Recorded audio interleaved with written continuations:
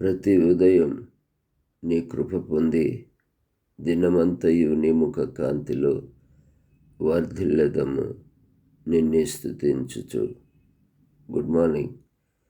మరో ఉదయకాల దేవుని యొక్క స్వరాన్ని వినటానికి యేసు వైపు చూపించి నడిపించే అద్భుతమైన వాగ్దాన సందేశానికి ప్రేమతో మిమ్మల్ని పరిశుద్ధ ఆత్మని యొక్క ఆశీర్వచనంతో ఈ రోజంతా ఈ దినమంతా ఆయన ముఖకాంతి మీ మీద ప్రకాశించబోతుంది.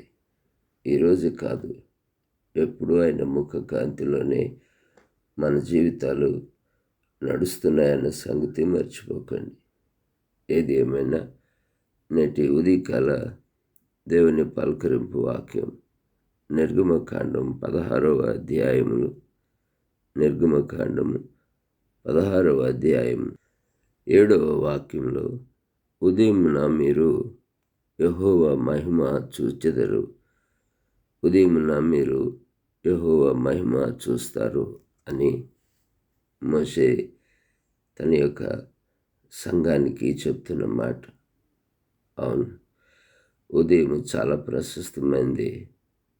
ఉదయాన్న ఆయన ముఖ దర్శనం, ఉదయాన్న ఆయన యొక్క స్తుతి దర్శనం మనకెంతైనా మంచిది కదూ ప్రియులారా.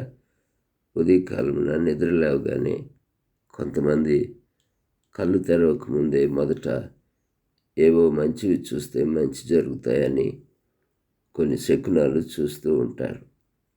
అవునా, ఈ పాడుబుద్ధి క్రైస్తవుల్లో కూడా ఉంది. బైబిల్ని ముద్దు పెట్టుకుంటారు.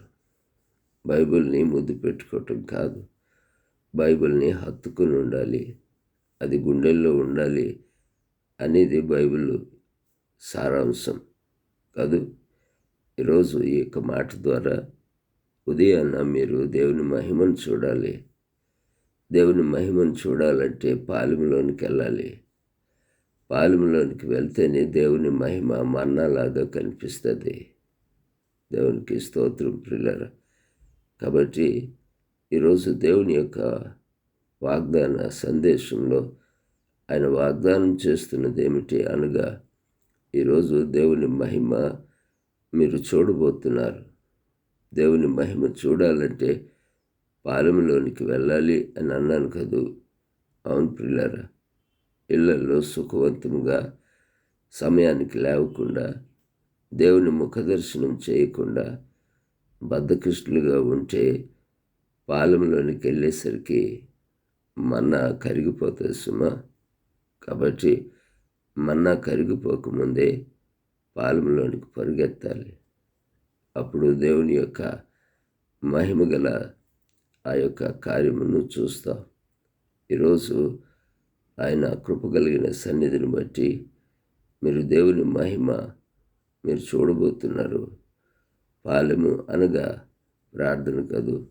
ప్రార్థన అనే పాలెములో మోకరించిన, లేచి ఆయన మహిమపరిచిన, పోయి నిద్రపోతా లేచి నీ దేవుని స్తుతించు ప్రార్థించు అని అనిపించుకోకుండానే లేచినటువంటి ప్రతి ఒక్కరూ పాలెంలోనికి వెళ్ళినట్టే.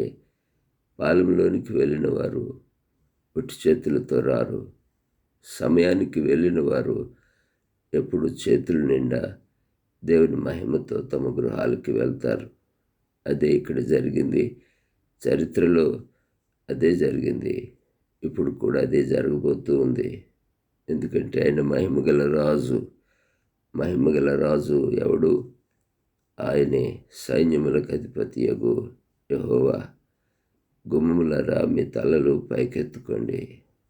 ఉదయకాలమున పాలెంలోనికి వెళ్ళి వెతికిన ప్రతి ఒక్కరూ మీ గుమ్మములను పైకెత్తే అనుభవం, మహిమగల రాజు ప్రవేశించే ఆ యొక్క శుభదినం మీ జీవితంలో ఆయన అనుగ్రహించబోతున్నాడని నమ్ముదాం. ఏది ఏమైనా నువ్వు ఉదయాన్న మహిమను చూస్తావు. మహిమను గురించి క్రైస్తవులకు తెలియంది కాదు, వారు చూడండి కాదు.